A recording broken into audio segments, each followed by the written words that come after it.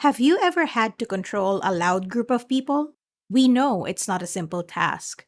It takes more than just technical knowledge to walk this tightrope. It takes a deep understanding of psychology, human nature, and the art of influence. For example, a large crowd gathered in a clothes store for an expensive item's once in a lifetime sale.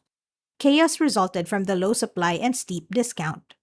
People were pushing and shoving, security was attempting to maintain order, and people in the center of the group were vulnerable to injury. As the opening time drew closer, tensions increased, but a well coordinated security operation kept things safe.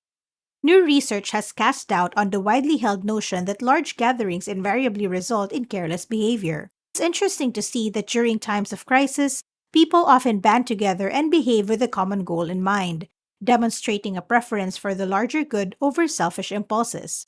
For example, it's important to remember that most crowd related incidents don't result from people trying to flee potentially fatal situations, despite the strong temptation to do so. As this action contradicts our innate tendencies, experts wonder why it doesn't happen often, particularly in cases where the desire to retreat is much stronger. A well known tale is used to explain the concept of common identity. On an ordinary flight, people usually just keep to themselves. But when there's a cancellation or postponement on a flight, it's fantastic to see how individuals start engaging with each other and sharing things. This shift happens due to a change in how well we perceive ourselves in a group. When things are going well, our shared culture is generally open and loose, similar to that of a traveler group.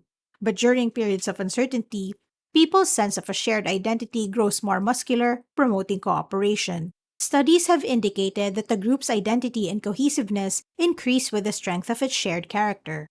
When people meet as activists for an organization, sports team supporters, or members of a particular religion, they usually share an identity that acts as a unifying factor and keeps everything in order, even when hundreds or tens of thousands of people come together. That is the moment when the identity quickly sharpens and solidifies. Following the 2005 London Underground attacks, researchers who interviewed victims observed an ongoing pattern of shared identity among those impacted.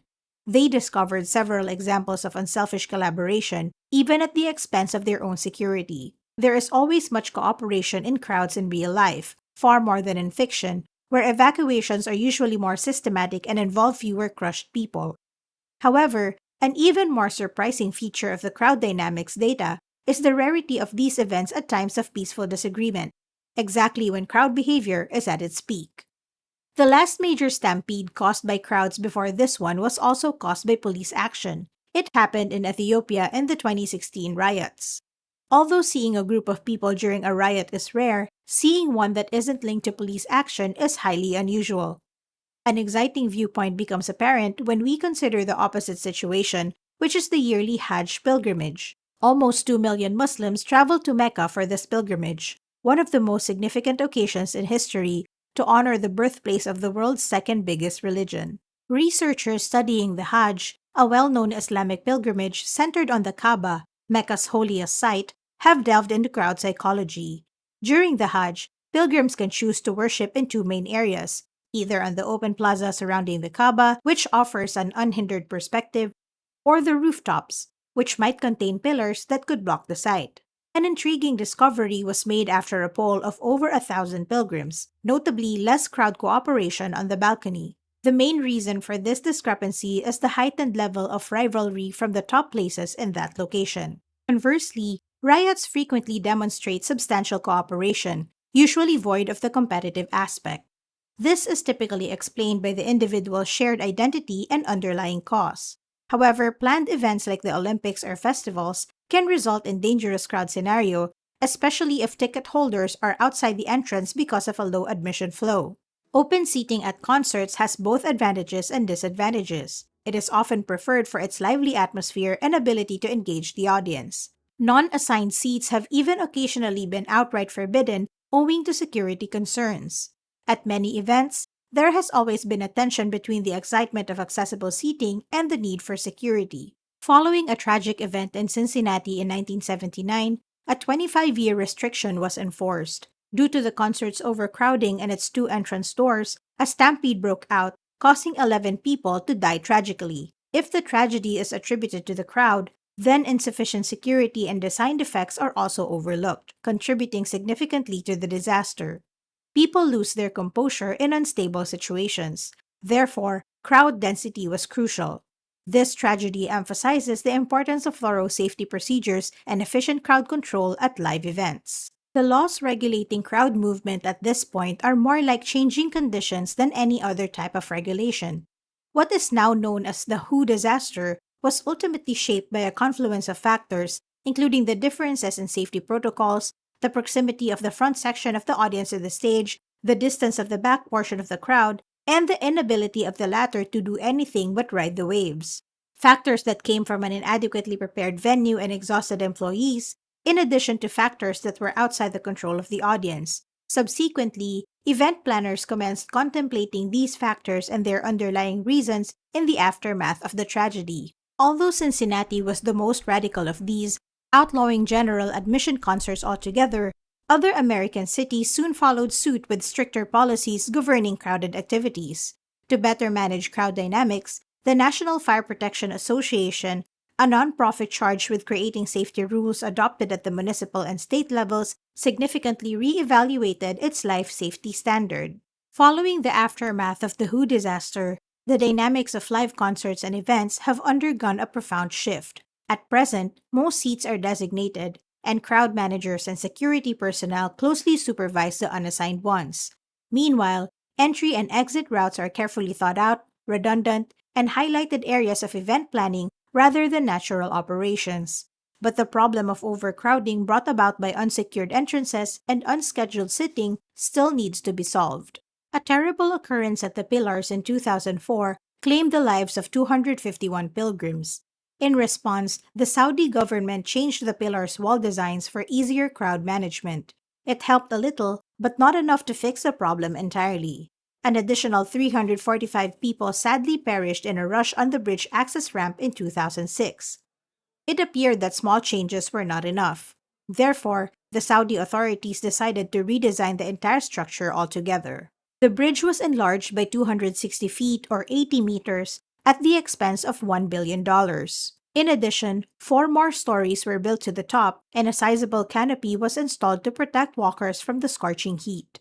The project was unquestionably massive, demonstrating Saudi Arabia's significant commitment to crowd control for one of the biggest annual events in the entire globe.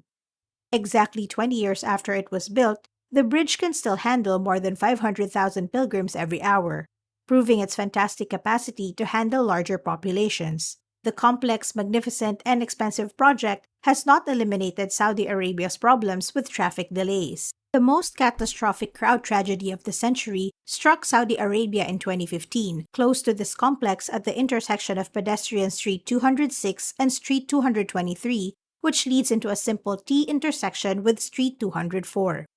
Between 2 main avenues, there was an undiscovered bottleneck where roughly 2,400 people perished. After a few hours, an issue that seemed to be fixed changed and moved to the weakest spot in the system. The reason behind a rush, be it at the Haji, Astroworld, a WHO concert, or any other event, is almost always incredibly typical. They all involved a well-balanced combination of a cooperative crowd, competitive dynamics, limited infrastructure, and unfortunate circumstances. Forecasting is always more straightforward in perspective. There are many boisterous mosh pits where people are having the fun of their lives for every fatal collision. Even though there are rare doorbuster sales that result in unfortunate situations, there are many more times when the incredible volume of sales from these kinds of events exactly catches the retailer's interest. Since people are typically drawn to these unsafe circumstances because of their excitement, it is almost impossible to eliminate them. The ability to recognize and act when things spiral out of control, awareness of the risk issues, and careful planning can reduce the possibility of a crush. Almost all incidents are the result of one of each of these crucial processes going wrong. As a result, although it's not always easy to forecast when a crush will occur, it's usually easy to pinpoint the reasons behind it. The Hajj crowd management mishaps in Saudi Arabia created a major geopolitical problem for the country when they got out of hand. Saudi-Iranian relations suffered a major setback after the devastating stampede in the Middle East and North Africa in 2015 that claimed 2,400 lives. This was mainly because a large number of Iranian nationals were lost in the tragedy. Following an extended series of accidents, Saudi Arabia finally realized it had to take charge of the problem and made a significant financial commitment to create a safer and more effective pilgrimage infrastructure. In the long run, safeguarding people's safety during huge gatherings requires a thorough understanding of crowd behavior, the implementation of strict safety procedures, and ongoing improvements to the infrastructure. These insights from the previous events highlight the necessity of constant watchfulness and readiness in handling crowds and averting preventable disasters. What are your opinions about this? Feel free to share your thoughts in the comments below. Thanks for watching.